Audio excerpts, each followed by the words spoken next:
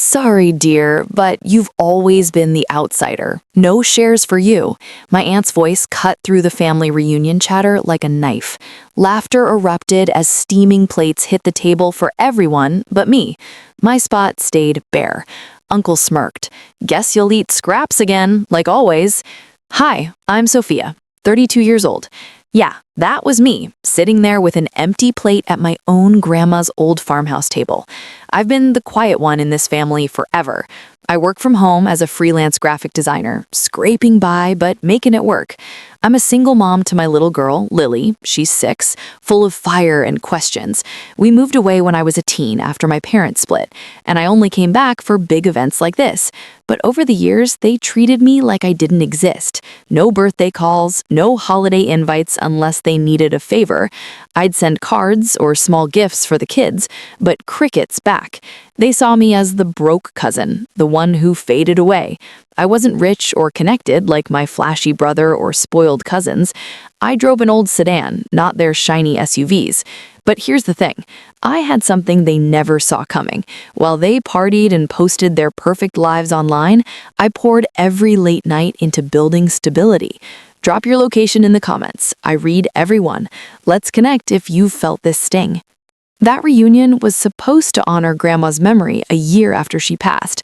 We gathered in her creaky old house in the suburbs, the one with the sagging porch and rose bushes she loved. About 20 of us crammed into the dining room, air thick with fried chicken smell and buzzing talk.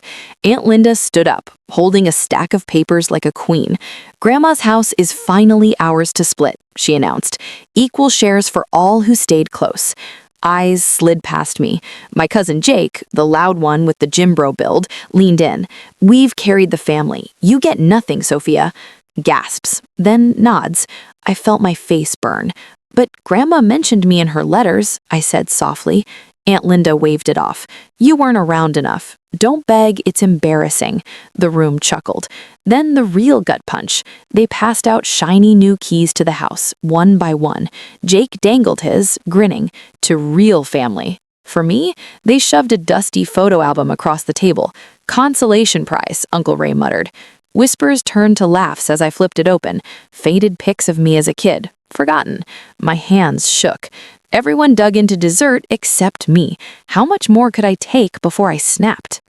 The humiliations didn't stop there. They piled on, one after another, like they were testing how low I could go.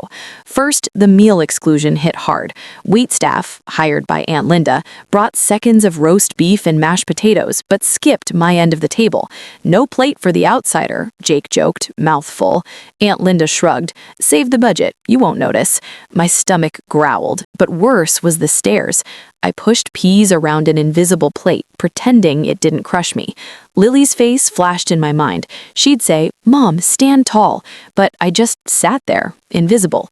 Then came the public insult during toasts. Uncle Ray clinked his glass. To winners who build legacies. Flashy brother Mark, with his car dealership money, stood next. Houses for real providers, not hobbyists. He pointed at me. Graphic design? That's pocket change. Real winners get deeds. The table roared. Cousin Tara, spoiled with her designer bags, chimed in. Sophia's always been jealous. Let her stew. I mumbled, it's steady work, but they drowned me out. Tears stung, but I swallowed them. I'm done hiding, I whispered to myself. That spark flickered. Maybe tonight I'd fight back. The third blow was pure exploitation. As coffee circulated, Uncle Ray cornered me by the sink, greasy dishes stacked high.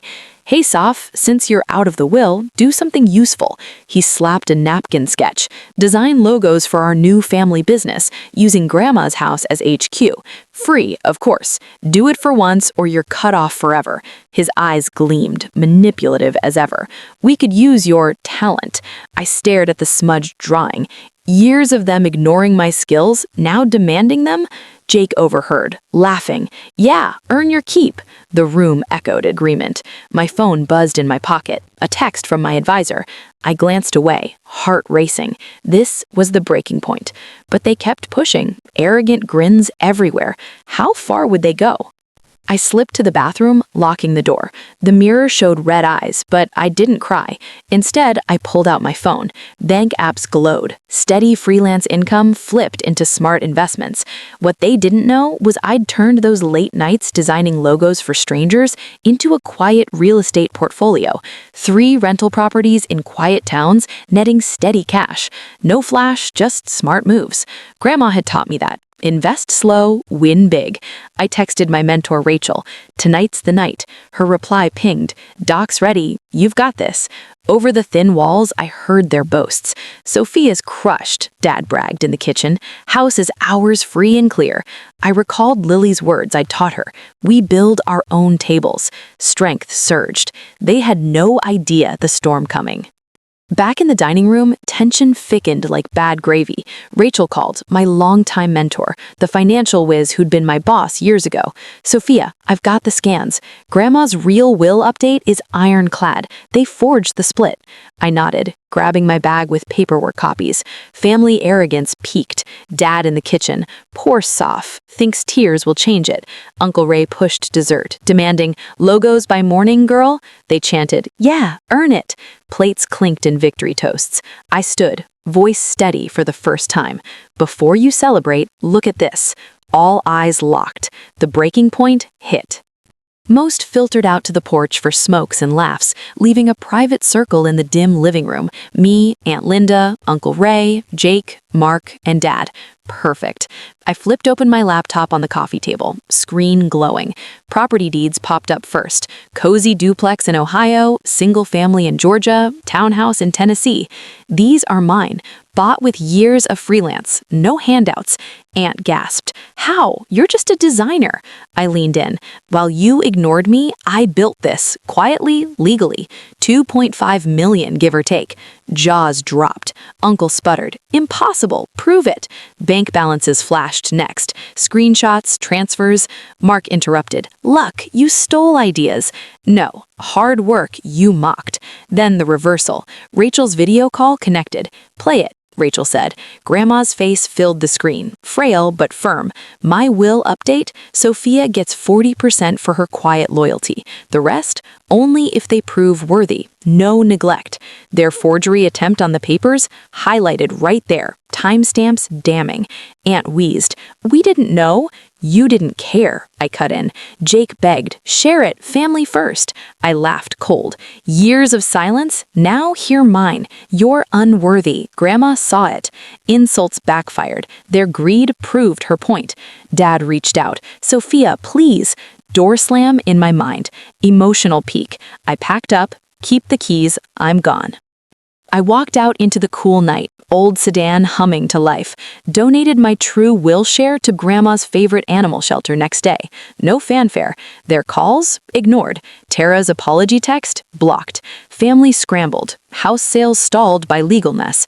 I drove home stronger, hugging Lily tight. Her giggle healed everything. For once, their chaos didn't touch me. If you've ever had to prove your worth to those who doubted you, hit subscribe and tell me your story. Where are you watching from? Drop it below. Your voice matters here. See you next time.